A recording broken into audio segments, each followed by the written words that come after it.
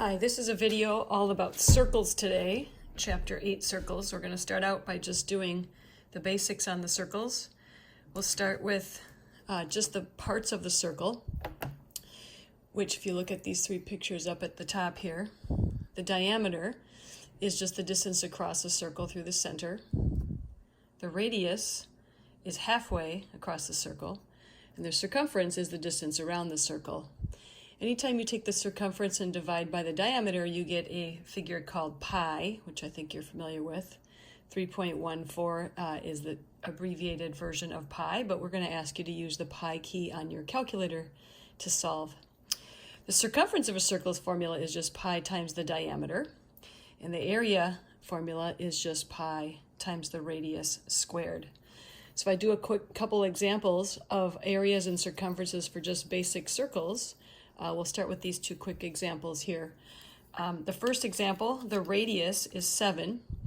So if I wanted to get the area of the circle, I would take pi times 7 squared. You could write that as 49 pi if you wanted to leave it in pi, but I believe our homework answers are going to want you to multiply that out using the pi key. So you would take 49 times your pi key, which gives you 153.94 for that one, for the area. The circumference on this problem, you would need to extend out and realize that the diameter is 14. So it's just pi times 14 for the circumference. 43.98 would be the circumference. I should go back and put in some labels. Area obviously would be inches squared, and circumference would be just plain inches. That was given a radius. Let me give you one where I give you the diameter instead. If I want the area, remember I need just the radius here, which is 5. So I would do pi times 5 squared, which is 25 pi, which equals 78.54. The circumference would just be pi times 10, which is 31.4. And again, inches squared on the area and inches on the circumference. Those are for just basic circles. Probably had that at some point in your math career along the way. The next couple examples will be something maybe new to you for geometry and for this chapter. We'll start out with arcs and arc lengths. An arc is just a part of a circle. So instead of getting the circumference of this whole circle, I want to get just how far is it from A to B right here, okay? And I need to know that the radius is 6 inches, and I need to know what this central angle is, because really what I want is just 80 degrees of this circle.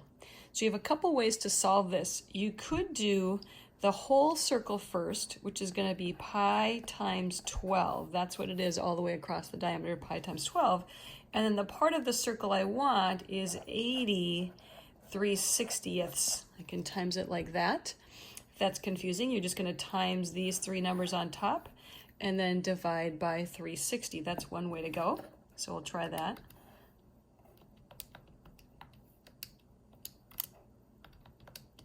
And we'll get an arc length of 8.38 inches. That's one way to go, where you just times by the fraction of the circle that you want. Another way to go, if you like proportions better, you could do something like this. You could say, okay, the whole circle, pi times the diameter, is 360 degrees of the circle. Then how long is 80 degrees of the circle? And you could do it that way instead, where you do the whole circle and then the part that you want, and then you would cross, multiply, and divide. And you end up with the same exact answer. So if you'd prefer to do it over 360 and then x over the degrees that you're given, that works as well. Let me try one more example with the arc length. This one I have a bigger angle, but I'm still trying to figure out what part of the circle this is. So I would go pi times the diameter, which is 16 for this, times 130 over 360. That's the part that I want of the circle, 130 degrees out of the 360. So again, I'm going to times across the top, and then divide by 360.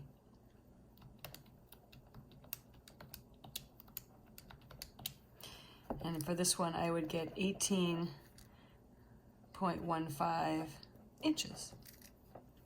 If you like the other method better, the whole circle is pi times 16. How far is it for 130 degrees? And you could do that instead. That's for arc length. So you're using the circumference formula, and then you're multiplying by the degrees of the circle that you're given.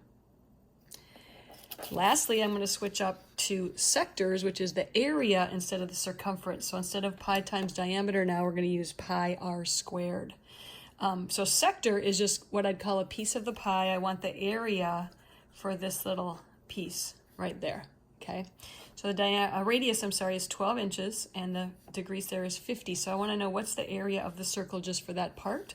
So again, I'll go with the whole circle, pi r squared, but then I only want 50 degrees out of 360 degrees.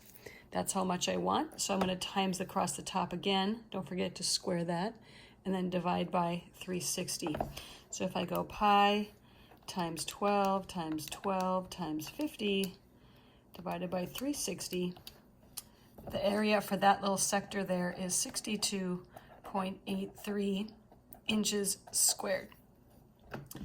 Like the arc length ones, you could also do what we did with a proportion. I could say the whole circle is pi r squared, that's over 360, and then what's the area for 50 degrees? I could do it that way as well. You're still multiplying all of that and dividing by 360, but if you like that setup better, you can do it that way. And I have one more example, just to do another one. That's 125 degrees, and that's 15 inches, so I'm going to go pi 15 squared times 125 over 360. And I'll figure out what that is quick. Pi times 15 times 15 times 125 divided by 360 gives me 245.44 inches squared. So that's how to find the area of a sector, a part of the circle. You just want to find part of it. So you do the whole, and then you're multiplying by the fraction of the circle that you want. And then to be, lastly, a little bit more tricky, what if I want to know the perimeter of a sector? Meaning I want to know, if I was going for a run, I'm going to go this way, I'm going to run to there, and to there. I want to know the distance around that. So what I'm going to do first is I'm going to find the arc length for A to B. So that's a partial circumference. So pi times 14, because that's 7, pi times 14, times 55 over 360. So I'm going to get that, like I did earlier with the arc lengths. So pi times 14 times 55 divided by 360 gives me 6.72. Now remember, that's just the part from A to B, the curvy part. So then I need to add plus 7 plus 7. I need to add those two radiuses or radii to my answer. So I'm going to go ahead and do that, which gives me 20.72 inches. So if you want to find the distance around a sector, you're going to find the arc length, but then you're going to add the two straight lines in.